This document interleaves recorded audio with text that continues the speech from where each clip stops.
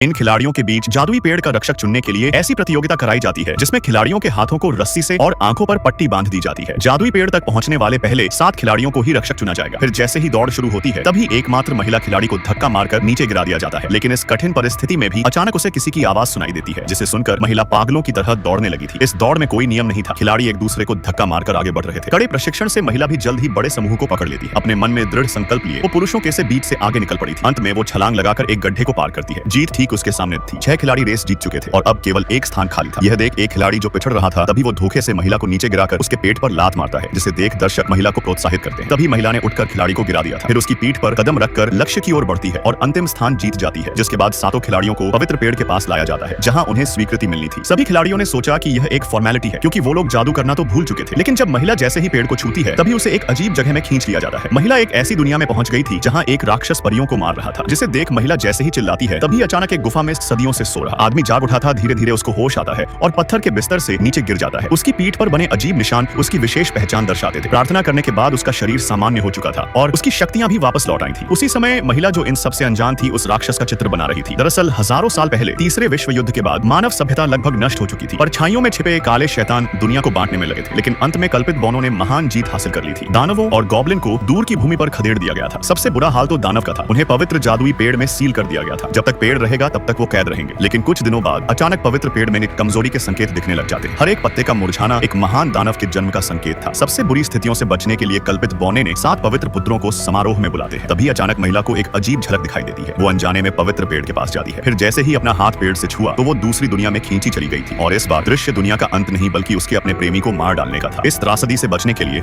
वो जादुई पेड़ का रक्षक न बनने का फैसला कर लेती है। राजमहल में जब मंत्री पवित्र पेड़ के मुरझाने के बारे में चर्चा कर रहे थे तभी एक रहस्यमय व्यक्ति महल में घुस आता है और जादू से गार्ड को दूर फेंक देता है। जब आदमी ने अपना असली चेहरा दिखाई तो राजा चौंक गया था क्योंकि यह व्यक्ति उसका पुराना दोस्त एडम था। जमी हुई सील के कारण वो अभी भी जवान दिखता था। एडम ने बताया कि वो पवित्र पेड़ की पुकार से जगा है। पवित्र पेड़ की सील कमजोर हो रही थी जिसका मतलब एक बड़ी विपदा आने वाली थी। एडम राजा से सेना तैयार रखना को कहता है लेकिन राजा उसकी एक नहीं सुनते, जिससे एडम गुस्से में वहां से चला गया था। वो पवित्र पेड़ के आदेश पर एक लड़के को ढूंढ रहा था। यह लड़का कल्पित बौनों का बाहरी सदस्य था। मरते समय उसकी मां ने उसे शक्तिशाली जादुई पत्थर की एक पोटली दी थी। लेकिन लड़का जादू में बिल्कुल विश्वास नहीं रखता था, इसलिए वो डॉक्टरी पढ़ने का फैसला करता है। लड़का बाहर की दुनिया में आता है जो बिल्कुल अलग थी। हर जगह मौत का सन्नाटा था। तभी अचानक उस पर एक दैत्य ने हमला कर दिया था। लेकिन तभी एक लड़की आकर उसे बचा लेती है। लड़के को नहीं पता था कि लड़की चालाक चोर थी। वो उसके झांसे में फंस जाता है और लड़की उसके जादुई पत्थर चुराकर गायब हो जाती है। एडम ने लड़के को ढूंढ लिया था। एडम ने बताया कि लड़का एक जादूगर है और केवल वही दैत्यों को रोक सकता है। एडम उससे गुप्त स्थान पर ले जाकर जादू सीखता है। लेकिन उसी समय पवित्र पेड़ का एक पत्ता सूखकर जैसे ही नीचे गिरा तभी एक महान दानव सील तोड़कर आजाद हो गया था। यह सबसे शक्तिशाली दानव राजा था। वो पवित्र पेड़ और एल्फ कबीले को नष्ट करने का फैसला करता है। उसकी शक्तियों से जल्द ही दूसरा पत्ता सूख गया था जिससे दानव राजा अपने साथियों को बुलाने में कामयाब हो जाता है।